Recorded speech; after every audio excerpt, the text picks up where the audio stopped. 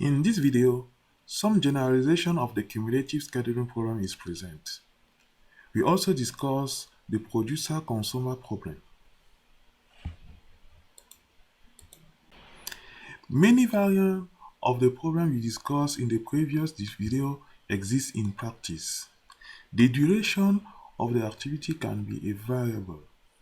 The filtering algorithm are then applied using the minimum value of the duration. An activity can also be optional. It can be executed or not on the resource. The activity can be assigned to a subconstructor. To deal with this, a Boolean variable is used to represent the status of such activity. In a producer-consumer problem, an initial quantity of a resource is available at an initial time. Two types of activity exist: the resource production activity and the resource consumption activity. A producer produces a constant amount of resource at a time. The time is a variable. A consumer consumes a constant amount of resource at a time. The time one more time is a variable. The constraint is to make sure that at any time the remaining resource is always greater or equal to 0. A naive decomposition of this constraint into simple constraint exists. We denote by s of t the quantity of resource available at time t. At the initial time, this quantity is equal to q0. The quantity of resource remaining at time t plus 1 can be computed recursively using the following relation. The constraint is then obtained with the relation s of t greater or equal to 0. This decomposition depends on the time discretization of the horizon of activity.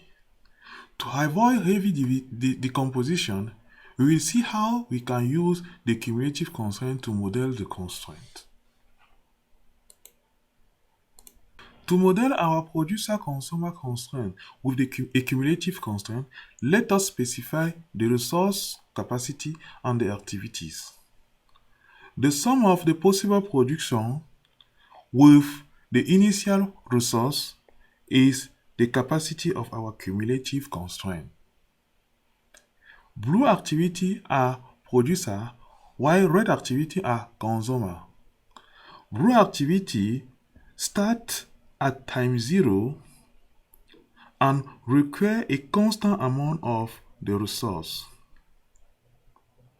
The variable is the duration of the activity.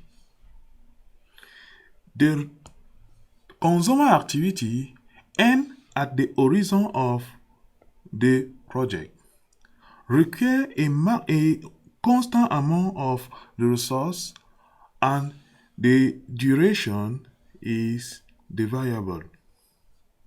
The cumulative constraint will make sure that at any time the capacity of the resource is not violated.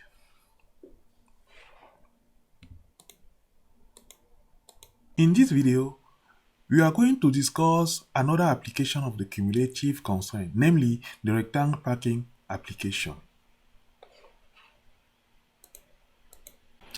Rectangle packing application is another interesting problem where the cumulative constraint can be used.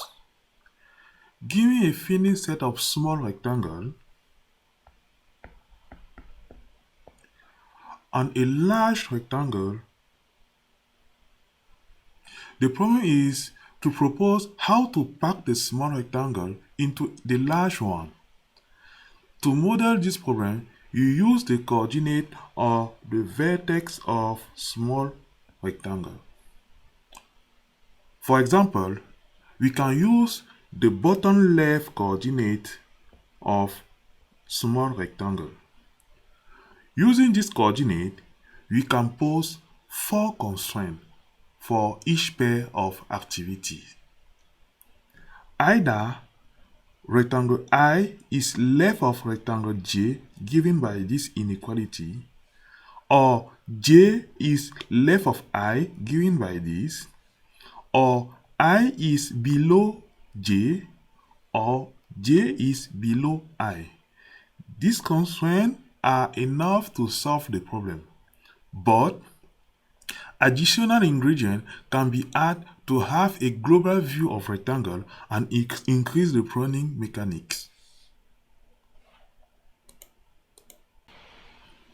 The additional ingredient added to the model is called redundant constraint.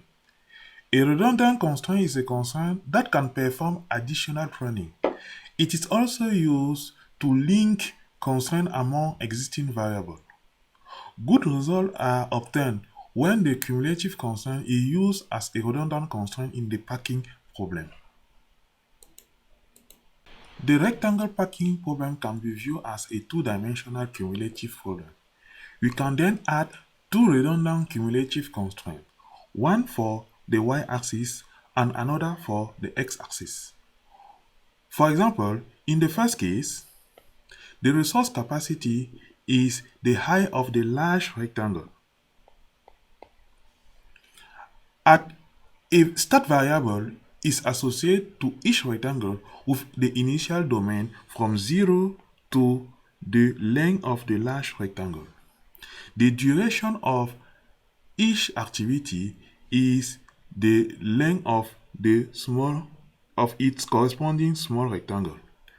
The requirement of each activity is the height of its corresponding rectangle. The cumulative constraint will ensure that the capacity of the resource is not violated.